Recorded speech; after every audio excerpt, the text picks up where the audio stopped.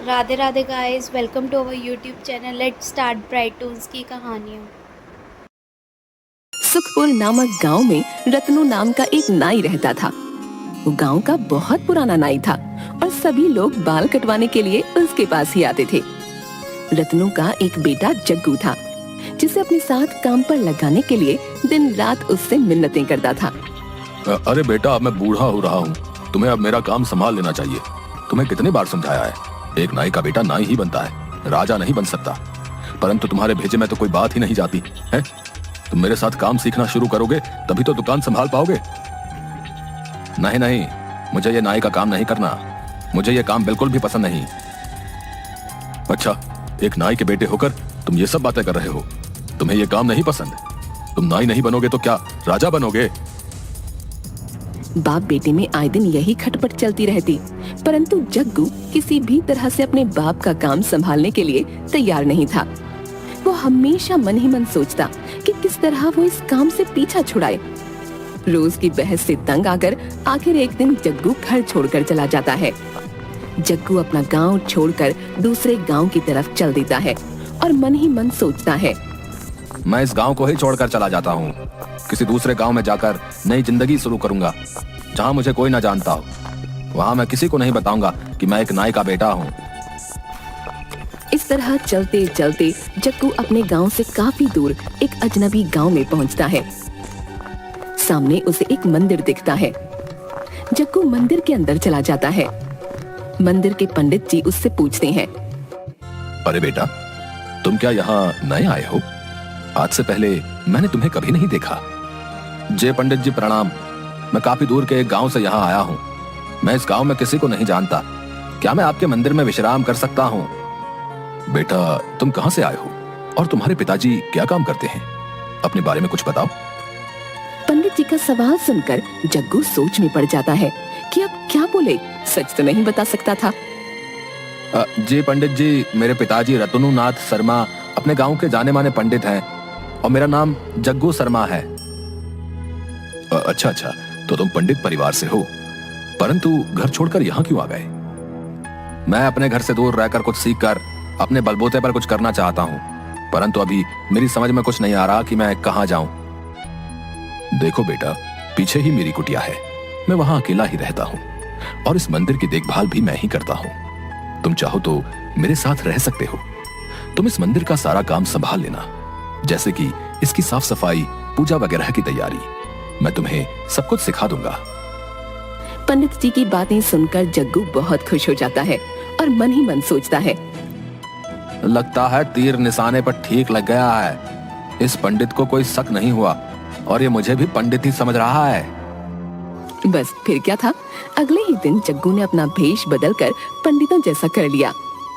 सिर पर चोटी, धोती कुर्ता और माथे पर तिलक और गले में माला। पंडित जी के साथ मंदिर में काम करने की वजह से सभी लोग उसे पंडित ही मानने लगे और वो भी पंडित जी के साथ रहते रहते पूजा की सारी विधियां, मंत्र उच्चारण, आरतियां सब सीख गया। अब पूरा गांव उसे पंडित जग्गू शर्मा के नाम से जानने लगा और उसका जीवन मजे में कटने लगा। उसी गांव के एक सेठ पंडित दीनदयाल शर्मा गांव के सबसे अमीर व्यक्ति थे, परंतु उनकी शादी नहीं हुई थी, जिस कारण उनका इस दुनिया में कोई नहीं था। अरे पंडित जी, परसों हमारे घर में हवन और पूजा है, आपको याद है ना?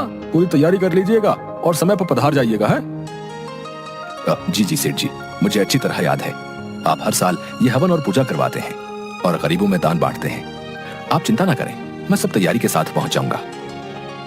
पंडित जी जग्गू से कहते हैं, जग्गू, परसों सुबह सेठ जी के यहाँ हवन है। वो हर साल ये हवन और पूजा करवाते हैं। तुम्हें सामान की लिस्ट दे दूंगा, सारा सामान कल ही खरीद कर मंदिर में रख देना। परसों सुबह जल्दी ही हमें उनकी हवेली पर जाना है। नियमित समय पर पंडित जी और जग्गू सेठ जी की हवेली पर पहुंच जाते हैं।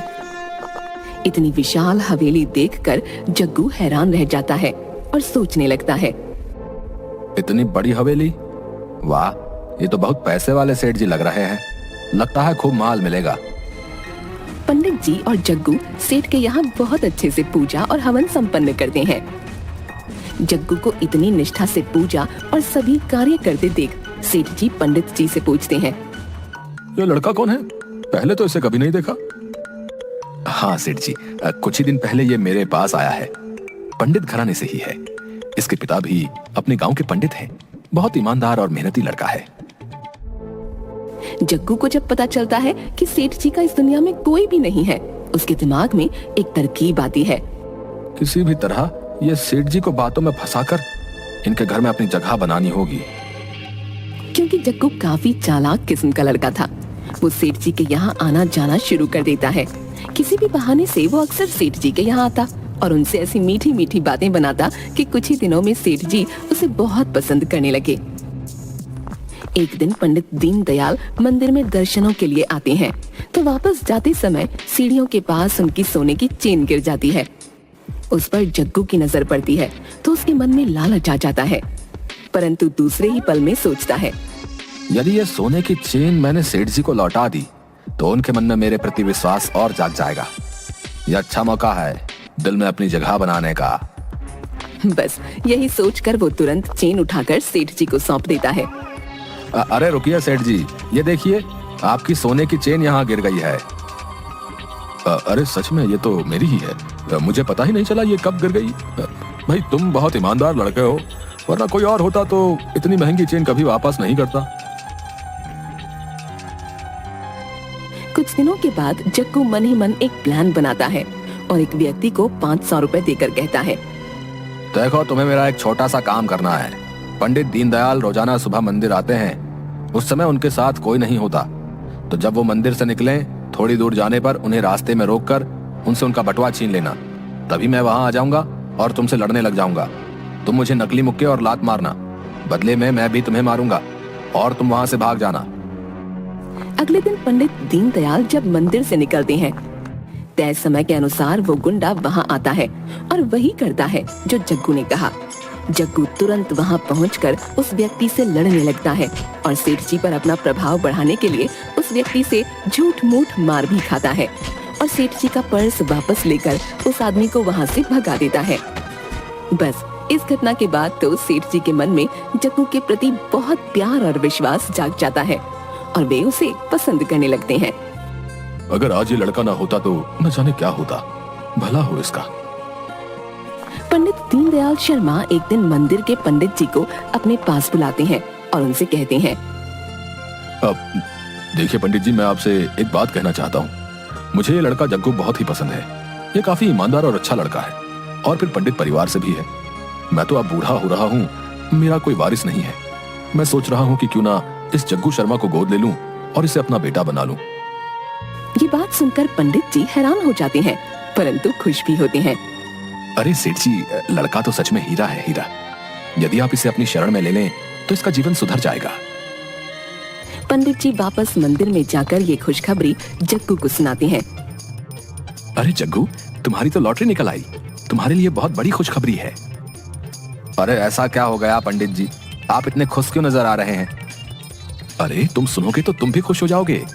पंडित दीनदयाल शर्मा ने आज मुझे अपने घर बुलाया था और उन्होंने मुझसे कहा कि मैं जग्गू को अपना वारिस बनाना चाहता हूँ, यानी वो तुम्हें गोद लेना चाहते हैं। इतने अमीर आदमी के पुत्र बनकर तो तुम राज करोगे।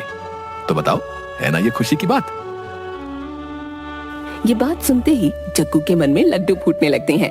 उसकी मनोकामना पूरी हो गई थी, परंतु वो नाटक करते हुए बोलता है, पर आपको छोड़कर मैं कैसे जाऊंगा? आप अकेले नहीं हो जाएंगे। अरे मेरी चिंता मत करो, अपने भविष्य के बारे में सोचो। फिर तुम कौन सा दूर जा रहे हो, इसी गांव में तो हो। हम लोग रोजाना ही मिलते रहेंगे। बस अब तुम सेठ जी की हवेली में जाने की तैयारी करो। जग्गू की खुशी का ठिकाना नहीं था। वो मन ही मन सोच रहा था कि तीर इतना जल्दी सीधा निशाने पर लग जाएगा, ऐसा तो उसने सोचा ही नहीं था। वो सोचता है, मेरे पिताजी तो मुझे बहुत ताने मारते थे कि नाई नहीं बनोगे तो क्या राजा बनोगे। अब कोई उन्हें जाकर बताए कि मैं तो सचमुच राजा बनने वाला हूँ। आखिर मेरा सपना जो पूरा होने जा रहा है। बस कुछ ही दिनों में पंडित दीनदयाल शर्मा जग्गू शर्मा को अपने घर पर अपना पुत्र बनाकर रख लेते हैं और धीरे धीरे उसे अपने कारोबार के बारे में समझाने लगते हैं। जग्गू तो खुशी के मारे फूला नहीं समाता। उसने इतना पैसा और ऐसा ऐशो आराम तो कभी सपने में भी नहीं देखा था। वो खूब ठाठ से रहने और खाने पीने लगता है और नौकरों पर हुक्म चलाने लगता है। वो सेठ जी के काम में कोई दिलचस्पी नहीं दिखाता और सारा दिन नौकरों पर हुक्म चलाता, खाता पीता और आराम करता। जग्गू की जिंदगी बहुत ऐशो आराम से गुजरने लगी। वो सचमुच में भूल जाता है कि वो असल में है कौन। सेठ जी जग्गू से कहते हैं, जग्गू बेटा, आज दूर गांव से 3-4 व्यापारी आ रहे हैं।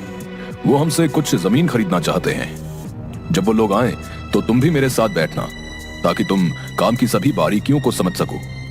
आगे तो तुम्हें ये सब संभालना ही है। जी, जैसी आपकी आज्ञा।